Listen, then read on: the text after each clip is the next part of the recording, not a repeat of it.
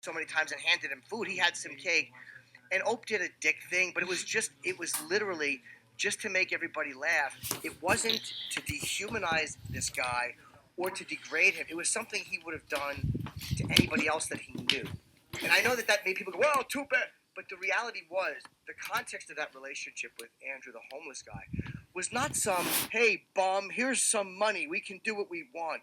It didn't feel like that. It didn't come off like that. Yeah, to but any he got of us. really depressed after Opie stomped Yeah, on but he his had just cake. started drinking again too. We were trying to get him sober, and I think That's a good way to do it. but I- Step on his cake. well, you know, it was a piece of shit cake anyway. It was a fucking. It was the garbage. I see you're supporting Opie, and I'm friends with Opie too. I'm supporting Opie only because I was there through that entire Right. walkover with Andrew, and I saw him 50 times before and after that. So in context, Yeah, I would have been fucking. It was cringy, and I was like, oh god.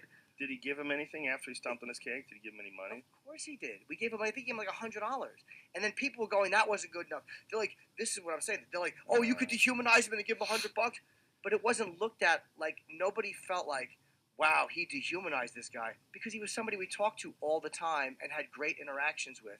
So that's why it didn't feel like. I understand people seeing it though and going, oh, what the fuck is going on, you piece of shit. Like, I get seeing a 1.5 minute clip.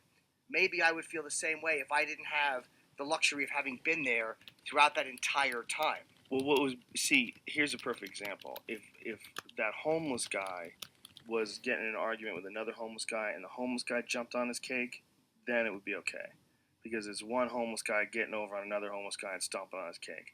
But when a millionaire DJ guy does it, look, I know what he was doing, and I know what that audience is like. When you guys are, Opie and Anthony's my favorite show ever to do because it's such a hang, and everybody's making everybody else laugh. Yeah. And it's like what we were talking about before the show today. It's like what's okay for you and I to talk about in our jobs, like as stand-up comedians.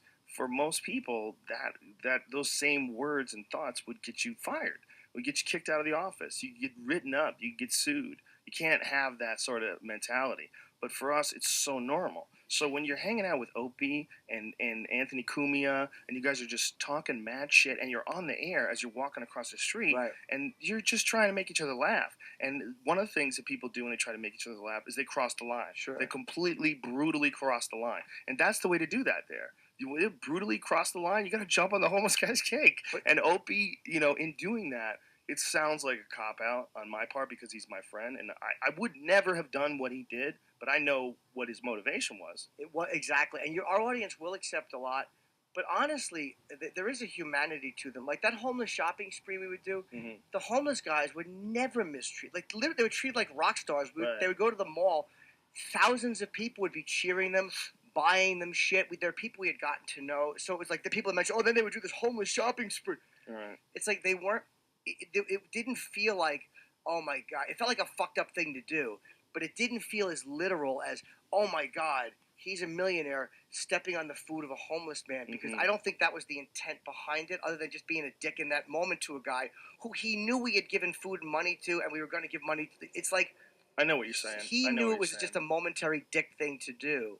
And he just did it in the to sense make us laugh, for humor. to be silly, not to humiliate Andrew. Nobody wanted to humiliate the guy. The problem is when you see things out of context. It's like you were talking about earlier about Paula Dean. You don't know the entirety of a person when you see one event. Opie's a great guy. We had him on the podcast. He's a great guy. And I always credit you guys with being one of the reasons why I wanted to get into podcasting in the first place. It was because of doing your show. Because your show was the only show that I'd ever done where it was just there was no like rigid set of like this is this now, and then we're gonna go to the wacky 5 at 5, and then there's Bob on the Chopper. There was nothing. Right. It was a hang. It was a complete total hang. Every time I've ever done it, whether it's with Burr or with, I mean, fucking, how many times have I done it? I've done it so many times with so many different comics, with Rich or with I never got to do it with Patrice. The only thing I did with Patrice was when we did that thing in Vegas together, which was a lot of fun too. Oh, wow, yeah. That's how I got to hang with Patrice. It's the only time I really got to hang with him outside of like seeing him early on in the day when I didn't even know him.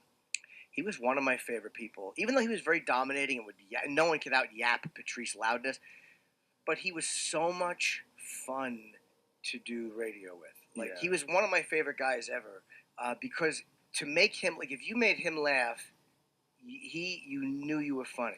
Yeah. He didn't give it to people for no reason. He didn't give pity bullshit. He was just too unconcerned with hurting people's feelings to do that. He didn't care.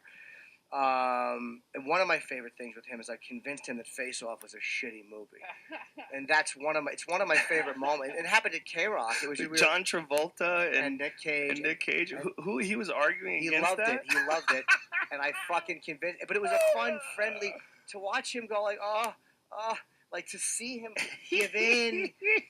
Made me. It was one of my favorite moments of all time. In that, just to see this, because he was such a giant of a guy intellectually. Like the greatest mistake people could make with Patrice was to think, he's a big loud black guy. Patrice was a brilliant motherfucker and could out-talk almost anybody and could out-logic almost. So when you had moments like that, it was friendly. It wasn't like an aggressive argument.